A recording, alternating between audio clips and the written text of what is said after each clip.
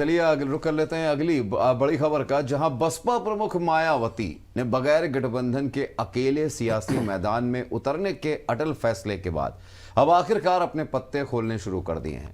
बसपा ने अब तक 14 प्रत्याशियों के नाम का ऐलान किया है। ये प्रत्याशी कानपुर, मेरठ, अकबरपुर, अयोध्या, पीलीभीत, मुरादाबाद, कन्नौज, अमरोहा, आगरा, कन्नौज, सहारनपुर, मुजफ्फरनगर, बिजनौर और अयोध्या लोकसभा सीट से अपने उम्मीदवारों का नाम जारी कर चुके हैं।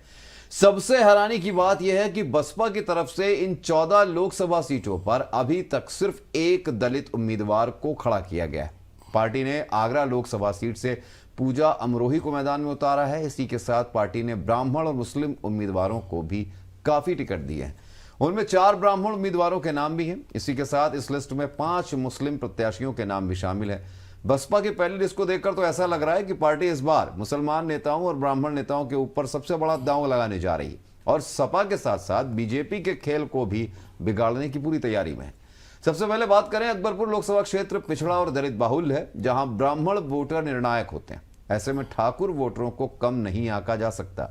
ऐसे में प्रत्याशी चयन में भी सावधानी बरती गई। इसलिए अकबरपुर सीट से ब्राह्मण उम्मीदवार और उससे लगी कानपुर सीट से ठाकुर प्रत्याशी पर दांव लगाया है, ताकि आधार वोटरों के साथ साथ ब्राह्मण और ठाकुर वोटरों को भी अपने पक्ष में किया जा सके। बता दें कि जिन 14 उम्मीदवारों के नाम सामने आए उनमें से एक जाट, एक गुर्जर, एक ओबीसी और एक क्षत्रिय समुदाय के नेताओं का नाम भी है। पार्टी ने इन्हें भी टिकट दिया है। वहीं अगर बीएसपी प्रत्याशी के नाम की बात करें तो कानपुर से कुलदीप भदौरिया, मेरठ से देवव्रत त्यागी, बागपत से प्रवीण बसेला, अकबरपुर से राजेश त्रिवेदी, पीलीभीत से अनीश अहमद खान जैसे नाम यहां पर शामिल हैं। तो जिस तरीके से बात की जाए डॉक्टर साहब, बसपा जिस तरीके से अब खेल बिगाड़ने की राजनीति कर रही है, यानी कि पहले ये लग रहा था कि शायद बीजेपी के सपोर्ट में जा सकती हैं, दूसरी तरफ ये लग रहा था नहीं इंडिया अलायंस के साथ जा सकती है, लेकिन अब जिस तरीके से राजनीतिक समीकरण, जातीय समीकरण को साधते हुए बसपा अपने पत्ते खोल रही है, आपको लगता है कि क्या इस बार चुनावों में नुकसान बीजेपी या इंडिया गठबंधन को दे सकती है? देखिए, मायावती का एक लक्ष्य है जी, और वो लक्ष्य ये है कि उन्हें किसी भी तरीके से अपने दलित जो वोट है उनका 12-13% जो उनका स्वयं का है, उसको किसी तरीके से बरकरार रखना चाहती है। अब इसके 2 अर्थ है। एक तो ये अर्थ हुआ कि दलित वोट को बरकरार रखे, तो दलित वोट बरकरार कैसे रहेगा जब उसे मालूम देगा कि मायावती ने एक ऐसा कैंडिडेट खड़ा कर दिया है जो लड़ने की स्थिति में है, तो अगर हम अपने ही बीएसपी को वोट दे दें तो बड़ा भला हो जाएगा।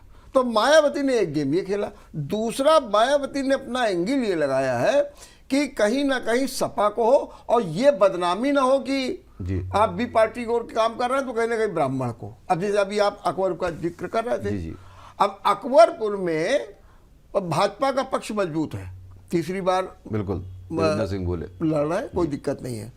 राजा रामपाल है सशक्त प्रत्याशी, लेकिन यार राजेश द्विवेदी को लगा दिया, तो जो ब्राह्मण वोट है अगर वो एक तरफा गिर गया तो फिर थोड़ी दिक्कतें आएगी, फिर बीजेपी के सामने चुनौती खड़ी हो जाएगी।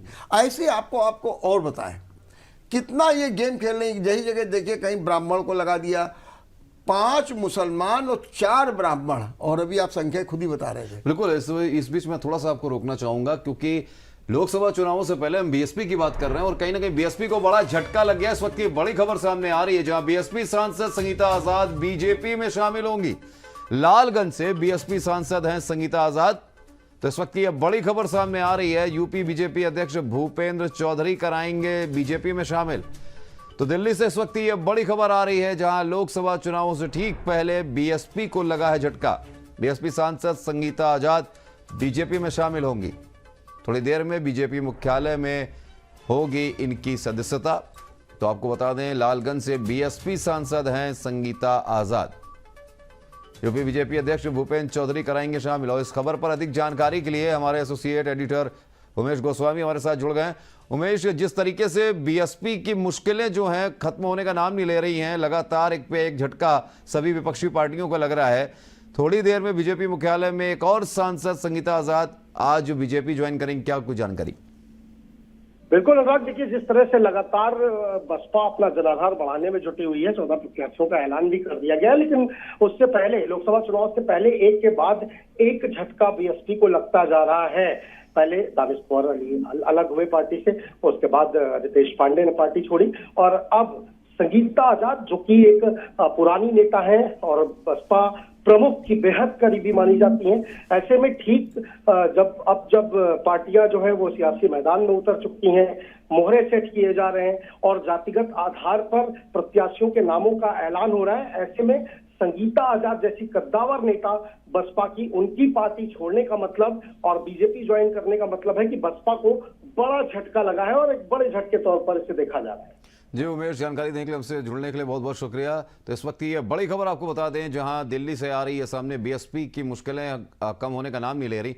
जिस तरीके से हम बात कर रहे थे बीएसपी को लेके और ये खबर सामने आ गई, आपको नहीं लगता कि कहीं ना कहीं ये मुश्किलें जो हैं बीएसपी की उसको बढ़ाएंगी?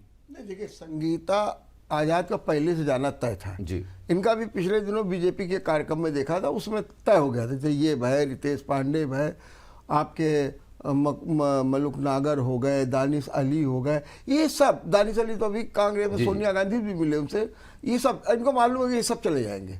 और रितेश पांडे का तो आपको मालूम है सबसे पहले ही हो गया, तो इनका सबका तय है। लेकिन यहाँ पर गेम भी खेल रही है मायावती। अब आप वो सपा को भी झटका, अब देखिए आजमगढ़ में इन्होंने देखा गुड्डू जमाली को बाई इलेक्शन में लड़ा दिया था, धर्मेंद्र यादव चुनाव हार गए और निरहुआ जीत गए। अब वो गुड्डू जमाली आ गए उसमें सपा में और एमएलसी बन गए।